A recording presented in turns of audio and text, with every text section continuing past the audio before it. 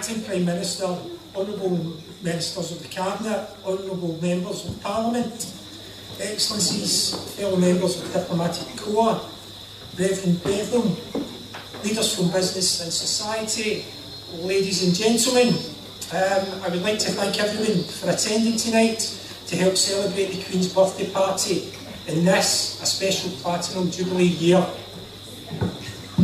following Queen Elizabeth II's ascension to the throne on the 6th of February 1952. I'd like to thank Pernell Powell for his excellent fanfare, for the rendition of Majesty, which was a specially commissioned fanfare penned by Bugler Sergeant A.W. Carlisle of the Hillsborough Fort Guard in Northern Ireland, to fanfare the lighting of the Queen's Platinum Jubilee beacons. So thanks very much.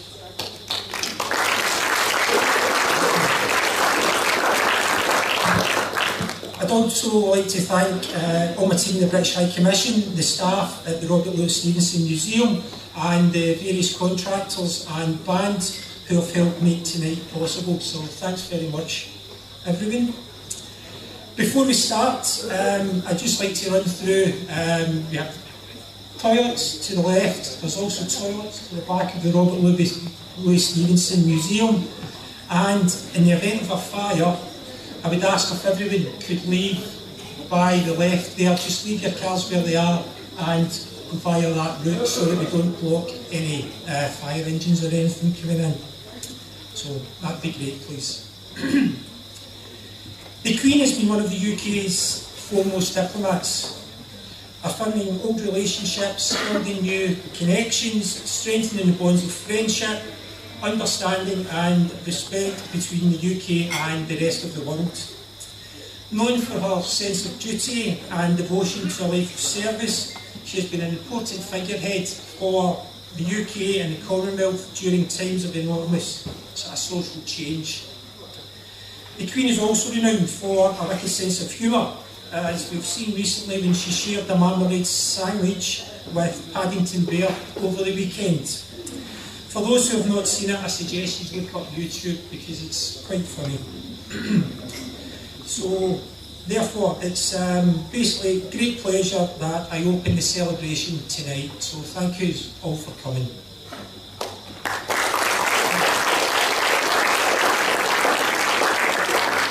I would like to invite the Reverend Raymond Betham of the All Saints Anglican Church to join me on stage to bless the proceedings, please.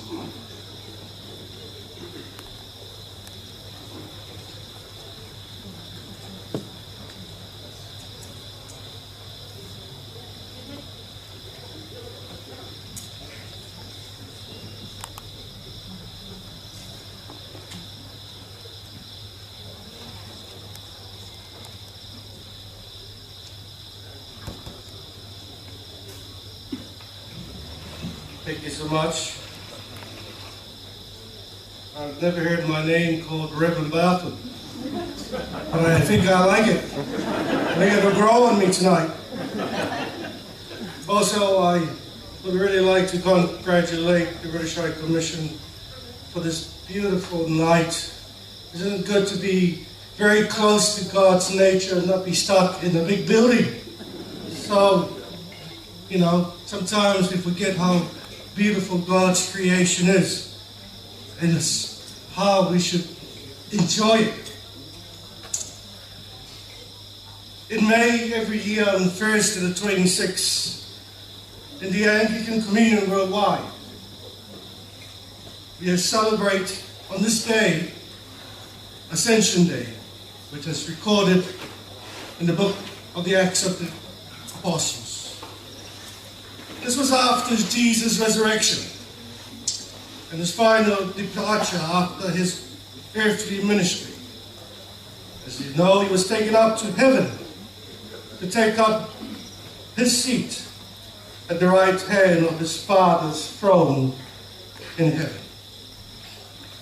And while the disciples still had their eyes fixed up to the sky as Jesus ascended away, two men dressed in white suddenly stood beside them and said, "Why are you looking up to the sky?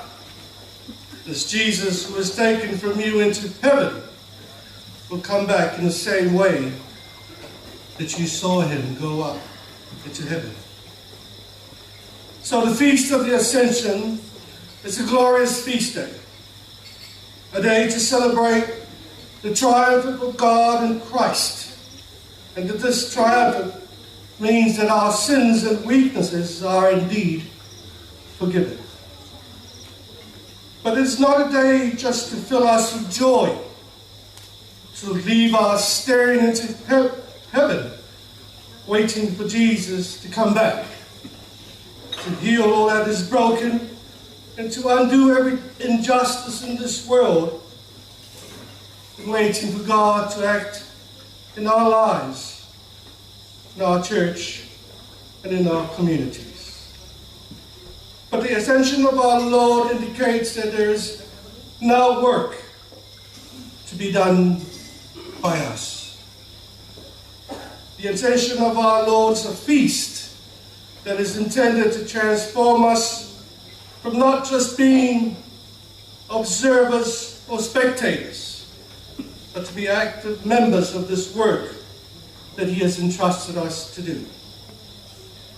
The Ascension is meant to transform us from people who only receive and only use up, into those who go out and give, those who go out and act as true disciples of Christ by proclaiming his word, and to carry out the church mission, not only by our words,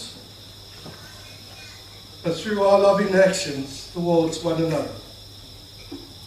Friends in Christ, don't simply receive and consume. Give and act. In the Ascension, we say goodbye to Christ's bodily presence on earth, because we are now called to that presence. This evening, we will be celebrating Her Majesty Queen Elizabeth II, 96th birthday, and of course, her Platinum Jubilee, the 7th anniversary of Her Majesty's Ascension to the throne of the United Kingdom.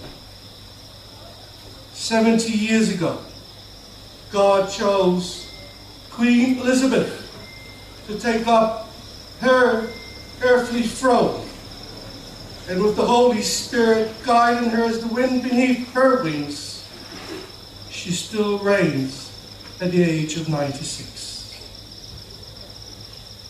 There's a great leadership proverb that's only quoted, many will know, by John C. Maxwell, which says, "He who thinketh he leadeth, and hath no one following him, is only taking a walk."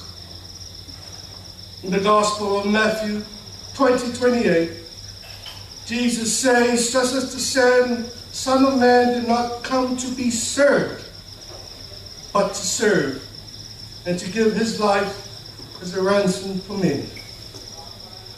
Here, Jesus says, the leader is the one who serves. A kind reminder from Jesus to us this evening, who hold positions as leaders. God save the Queen, and long live Her Majesty. Let us pray. God, our Creator, when you speak, there is light and life. When you act, there is justice and love. God, the source of all authority, bless Queen Elizabeth and her family, and the family of nations she upholds. May she remain a worthy focus of our loyalty, and point us unfailing to a higher commonwealth. The true humanity to which she and all her subjects owe allegiance. For you are the God of nations. You are our God. we make this prayer through Jesus Christ. Amen.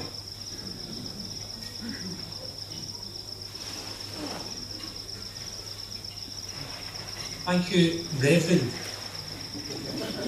2 minutes, that must be a record. Scottish accent gets slagged. I think Robert Louis Stevenson will be turning in his grave as we speak. Thank you. I'd now like to welcome the Honorary British Consul, Tuala Papa Brenda Heather Lato, to the stage for a few words, please. How was that pronunciation? Okay. I think you got the Heather part very well.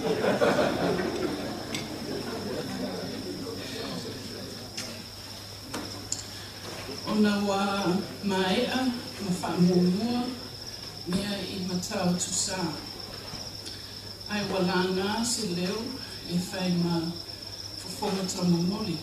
I le whionga le haikomasina o Greta ni tele, ma ai alani I mātu le sunga ia David Ward, ma whaapea atu. O te manatu o lea ta oto I moana, le atata o maunga o sa la whai, ma sa a whi iei le mali toa. I mamalu wha le epa, e tua whaasanga mau iei le lipi lipi ti alunuhu. A wapa ia le popo, ma pā le solo, o mamalu maulunga na nofo ia ai au oto I le tawhawha tutusa o le mauta. A whio mai le paia maulunga o le awala aulia ma Samoa o potopoto. Ai meisi le susu le paia o le tala le lei. O leo e papa ao lau sunga le o sitornanga Reverend Raymond Betham of All Saints Anglican Church. I le whio lo whionga le saawalii. Lau whionga I le suipani ma le mamalu a le kabinete. I le whio lo whionga I le whaamsinusili a tua malakasino o alii matamaita I whaamsino. I le whio foi I le mamalu maulunga o le whono usu Samoa. I le whio foi sui o malo me whafo pei o New Zealand, Australia, China, Japani, ma le malo tele o Amerika. Ma sui ese me whalot la o tutona, whae tu malo, pei o na tatou whaatasi I le nei e whiafu. O pa ia whale ana nuu. I le a fua mai saua, te ia pa ia ana lenu. A wā a inga matama, tama fo I ma a inga, tu mua ma pule, I tu au ma la taua, a inga le tai, ma le waka funti. O le wha moe moe ma walunga, o le nei whiafi. O se awa noa I wha manatu ai, le aso soifua, o I le speta, le lua, o le tupu tamaitai, o perta ni e tele. Wa atoa nei le iwa sfuruono tau sanga, ono na soifua, ma wa atoa foi, I le tau sanga nei, le fitu sfuru tau sanga, talo ona whaapale ma wala awina o ia, e avea ma tupu tamaitai, I le tau sanga, awhi a se lau I na lua. For the non-Samoan speakers amongst us, or even the Samoan speakers amongst us, I have just welcomed the dignitaries who are present today, our nobility, and all of our honoured guests. According to them, our traditional honorifics, and also committing this event for his honour and his favour. May you all have an enjoyable evening, and I'll be back to send you away safely at the close of our proceedings. Have a good evening.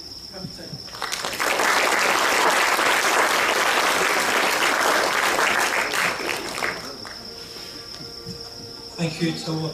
Papa, could I please ask everyone to be upstanding for the Great Britain and Samoa national anthems, please?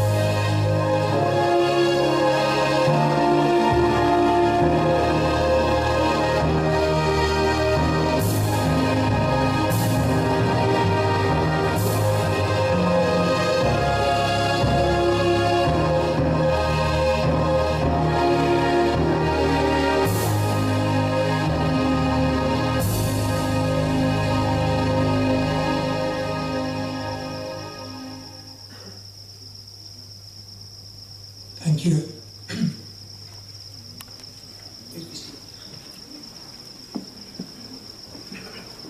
I'd now like to invite His Excellency David Ward onto the stage, please.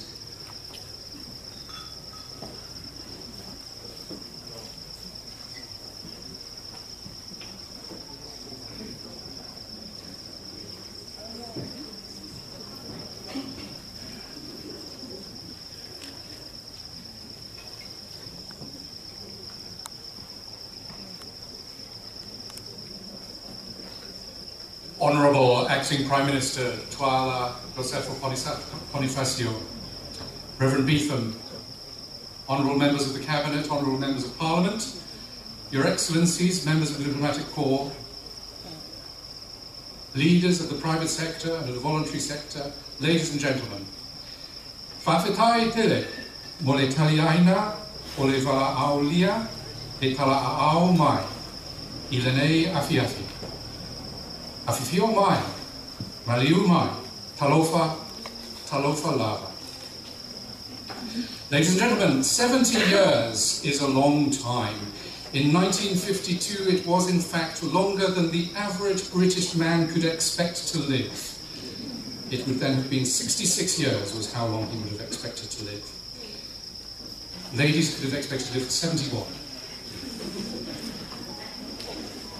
And the world in 1952 was a very different place from today. I would like today to think a little about some of those things which have changed and some of those things which have not changed.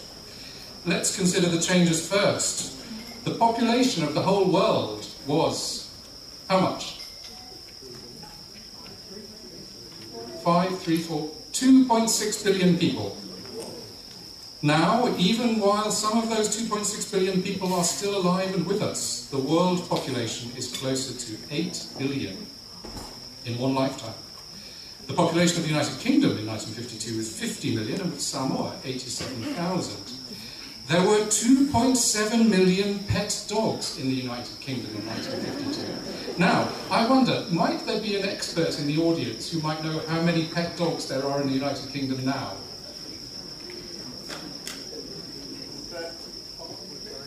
Not 35 million, not quite. 12.7 million. Halfway there. There were only 3.5 cars per 100 people in the United Kingdom in 1952. Now there are 50, one for every 2 people. Only 17,300 people graduated from university in 1952 in the United Kingdom. Last year it was 659,000. My degree has been devalued. The maximum salary, and there was actually a salary cap, the maximum salary for a professional football player in the United Kingdom was, how much do you think, in 1952? Any ideas? How much? £20,000. It was £14, which is about 45 Tuala. And that was in fact twice the national average wage. There's been a little inflation since then. But how much do you think the highest earning professional football player in the UK earns now? A week. £500,000 is correct. And that's just his salary from playing football, as well as, on top of that, he will get his income from advertising and sponsorship and everything.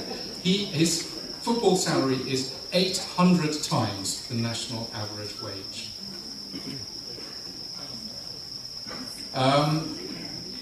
In 1952, sugar, butter, cheese, margarine, cooking fat, bacon, meat and tea were all rationed in the United Kingdom, a legacy of the wartime history.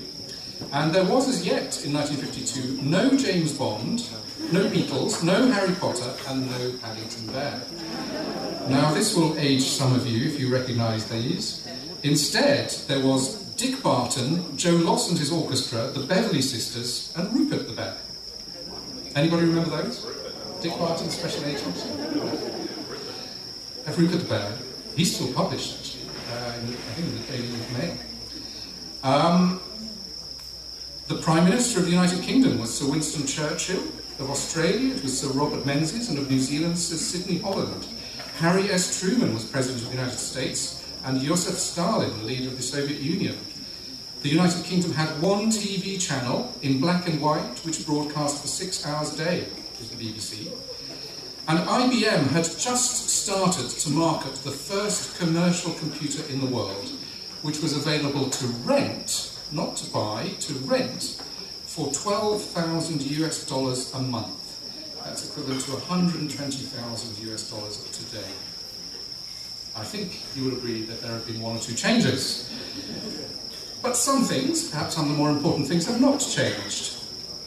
On the radio, the BBC, the world's longest running soap opera and everyday story of country folk, The Archers, was already in its 2nd year in the United Kingdom, and now it is approaching its 20,000th episode, with one of its original cast, June Spencer, still playing the same part at the age of 102.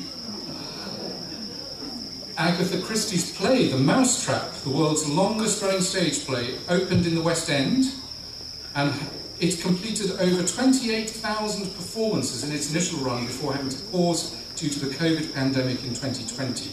It has restarted since.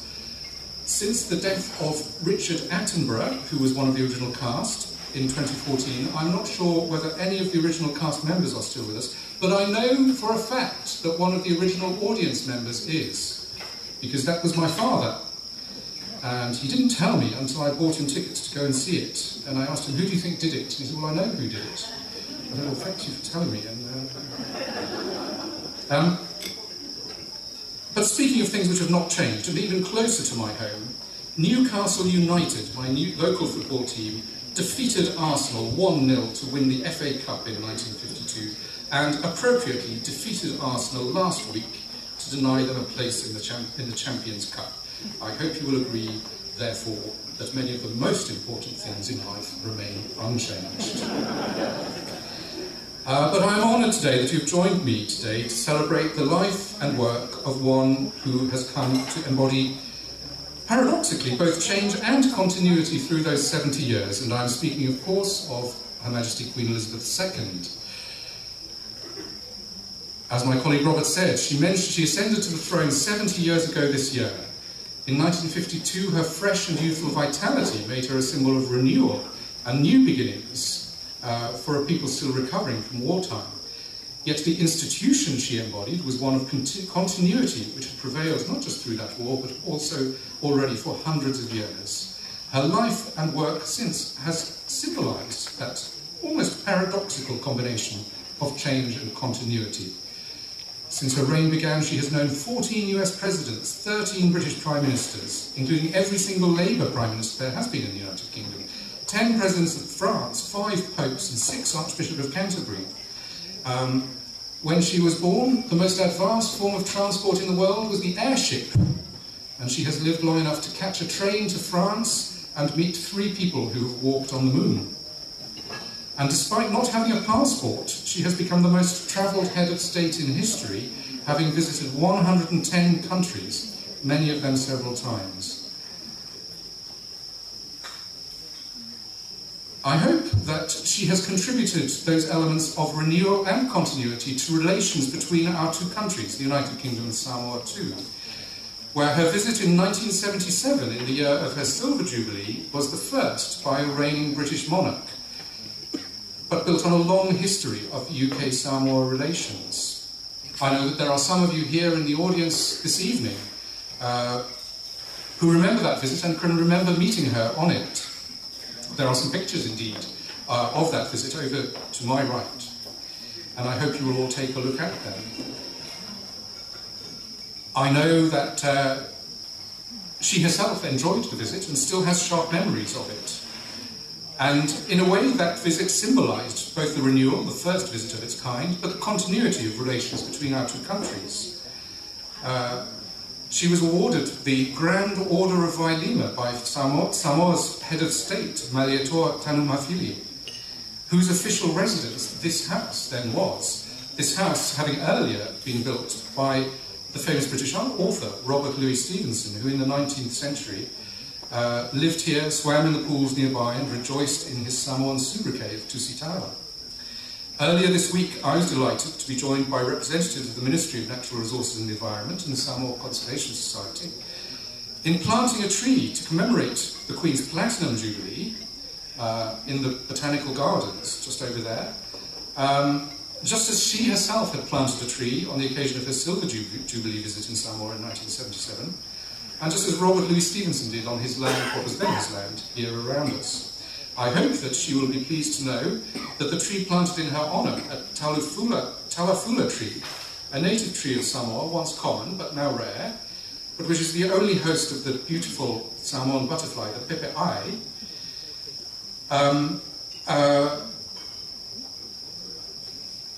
well, that was one of the trees, that was the tree which I planted, and it is the only host of that butterfly which, because of the tree's rarity, has disappeared from Samoa. Hopefully, by planting it, we will begin the road towards encouraging that butterfly back. It's still in American Samoa, so not far away, and be a fitting tribute to Samoa's natural heritage. The High Commission is also supporting the Vailima Botanical Gardens zoning project, which will create barrier-free access route through the Botanical Gardens, allowing all people to enjoy and learn about Samoa's natural heritage in the Botanical Gardens. We are always keen to find opportunities for our 2 countries to work together. In the 2 years since the British High Commission opened here, we have worked with Samoan partners to support a variety of projects, from tree planting, the piloting of carbon footprint auditing, the provision of COVID relief, the promotion of animal health, initiatives to reduce and eliminate domestic violence, and to promote literacy in prisons, amongst others. One of our current projects is to promote rehabilitation of prisoners preparing to re-enter society through art, hoping that those who have a talent for art may be able to access classes and materials and therefore earn an alternative living when they leave prison. I'm grateful to both the Ministry of Police and Samoa Stationery and Books for working with us on that project, and I hope that you will enjoy seeing some of the fruit of that project at the back, where we can see some of the works by those prisoners. In international affairs too, the governments of Samoa and the United Kingdom work together to promote our shared values and common interests. We've worked together, particularly in the last year, on climate change, where we both share ambitions for and we both share the high ambition that the world should achieve the targets set in the Paris Agreement of 2015 to reduce carbon emissions to zero by 2050. We work together as governments on many international stages, and tonight we are, in one sense, unfortunate to be missing the company of the Prime Minister, but fortunate in another, in that she has left the country in order to attend, amongst other things, the Commonwealth Heads of Government meeting in Rwanda, where I'm sure that all 53 members of the Commonwealth will agree that in 2 years' time they will come here to Samoa for their next meeting, and Samoa will be able to welcome up to 50 world leaders to Apia to discuss their common interests and their common objectives. But I want today to celebrate in particular the cultural, grassroots and people-to-people links which exist between Samoa and the United Kingdom and show the full breadth of our relations.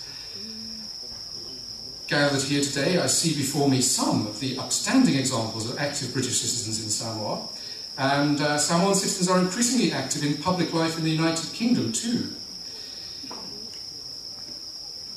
I'm sure many of you know that it is a Samoan player, Manu Tuilagi, who's been a cornerstone of the England national rugby union team for many years, and a British sporting goods company which sponsors the Samoan rugby union team. Later this year, the Samoan Rugby League national team will play in England in the opening match of the Rugby League World Cup, again in my hometown of Newcastle. There's a running theme here. And Samoan athletes will also be going in the next few weeks to Birmingham to take part in the Commonwealth Games, where I wish them good luck in returning with more gold medals than they did in their previous Commonwealth Games. One of the most famous celebrity television chefs in the United Kingdom is also a Samoan, Monica Galletti, who herself has contributed a small way to this evening's celebration and the celebration of the Jubilee at home, because she joined the judging panel which took the decision on the winner of a competition to design a new dish to celebrate the Queen's Jubilee, a dish to be known as platinum pudding. We hope that this Samoan contribution to the Queen's Jubilee will be a lasting celebration, a lasting legacy of this celebration, but you yourselves will be able to judge that later, for after the main food has been brought out, we will have samples of platinum pudding for you to enjoy. And we have a range of British and Samoan food for you to enjoy: Samoan taro, British scones and cream, Samoan beer, British beer, IPA and bitter, English sparkling wine, which you're about to enjoy as I raise a toast, and food including food from the start and the current moment of the Queen's reign, for we have platinum pudding to celebrate her Jubilee, but also coronation chicken, the dish invented for her coronation banquet in 1953, earlier on in the evening.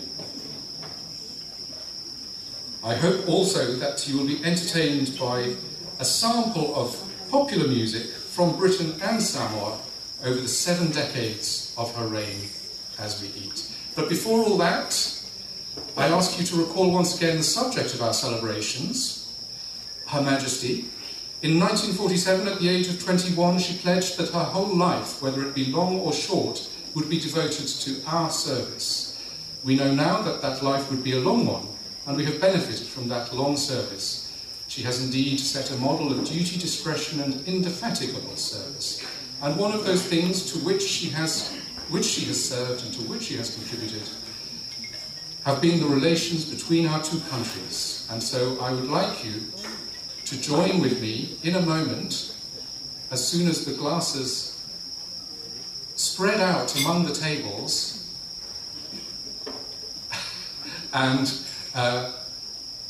and someone bring me a glass, to join me in a toast to the government and people of Samoa and the strong future of our relations. Manuia.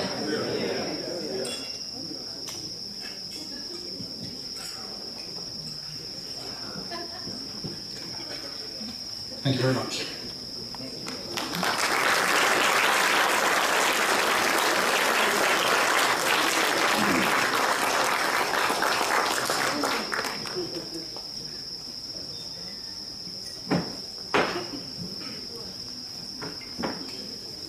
Thank you, Your Excellency. I would now like to invite the Acting Prime Minister, the Honourable Tuala Iosefo.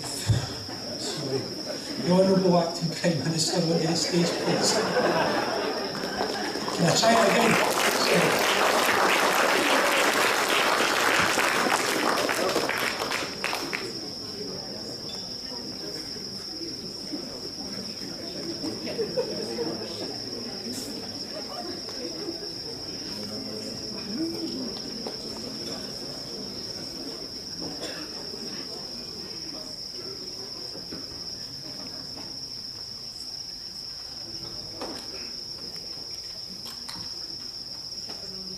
Cabinet Ministers, members of Parliament and the Judiciary, our former Prime Minister, Excellency High Commissioner David Ward, members of the Diplomatic Corps, guests, ladies and gentlemen. On behalf of the government and the people of Samoa, I thank the British High Commissioner, Your Excellency David Ward, for the invitation to join you this evening in celebrating the 96th birthday of Her Majesty Queen Elizabeth II, as well as her Platinum Jubilee, marking 70 years since accession to the throne in 1952, as well as service to the Commonwealth. Today allows us the opportunity to celebrate and reflect on Her Majesty's historic reign. Her Majesty the Queen has endured 7 decades of dedicated service to the people of the United Kingdom and the Commonwealth, making her the longest-serving reigning British monarch in history. A remarkable achievement indeed. Her Majesty's years of reign represent strength and stability to the United Kingdom and the Commonwealth. Her Majesty Queen Elizabeth II's Platinum Jubilee depicts the many years of tireless and selfless service, reflected through her commitment and dedication to her people, country, and the Commonwealth. And so, it is only fitting that we do come together to mark this significant occasion. Through the Commonwealth, Samoa and United Kingdom share a special relationship. Through our common history, shared values and mutual goals of prosperity, democracy and peace.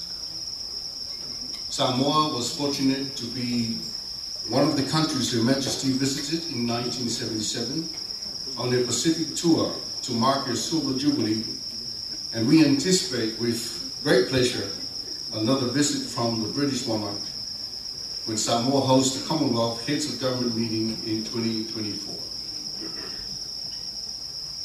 Later this month, the Honourable Prime Minister of Yemen, Naomi Mataafa, will join the Commonwealth counterparts, including the Prime Minister of the United Kingdom, in Rwanda at the Commonwealth Heads of Government meeting. The leaders will celebrate again the shared values of the Commonwealth members, being freedom, democracy, and respect for the rule of law. Excellencies, Samoa has been part of the Queen's Commonwealth Green Canopy Program for a number of years now, signifying our contribution to the ecological restoration of degraded forest, building resilience against climate change, and expanding our 2 Million Trees campaign. I wish to thank the British High Commissioner, who together with a senior member government official from the Ministry of Natural Resources and Environment, planted a tree early this week at the Vailima Botanical Gardens to pay tribute to the 70 years of service by Her Majesty the Queen. The ceremony was concluded with the announcement by His Excellency that £10,000 will be contributed to the development of the Botanical Gardens. Ladies and gentlemen, the Queen has served her country, the Commonwealth, and her people. Tonight, we remember her, and we pray for her, and we celebrate her achievement of her Jubilee, Platinum Jubilee, as well as 96 years of her being in there. I would like to ask you to join me now with a toast to the Queen. Please charge your glasses. We wish Queen Elizabeth II prosperity, and may God save the Queen. Emmanuel.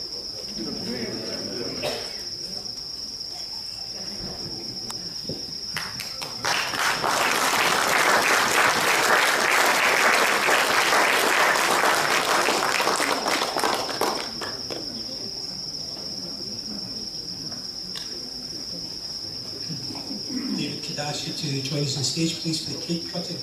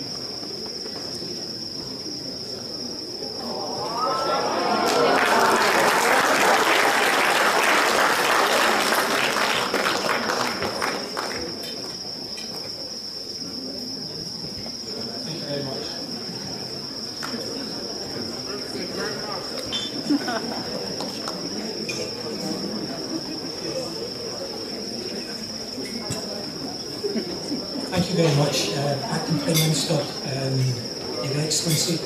Ladies and gentlemen, I don't want to take up much more of your time, just quickly to state that we'll now be circulating with sort of food and drink. In addition, we'll have a bar at the back, as well as a sort of whisky tasting bar far right-hand corner. We've also arranged 3 15-minute tours of the Robert Louis Stevenson Museum for up to 20 people at a time. So please do come up to the front if you would like a tour. The museum's extremely interesting, and something which Robert Louis Stevenson said when I read a presentation that was put together by Dr. John Atherton, who I'm sure many of you know, resonates with me since I've arrived in Samoa. The morning is such a morning as you have never seen, heaven upon earth for sweetness, freshness, depth upon depth of unimaginable colour, and a huge silence broken at this moment only by the faraway murmur of the Pacific and the rich piping of a single word. You can conceive what a relief this is. It seems a new world. Ladies and gentlemen, please enjoy your night. Thank you.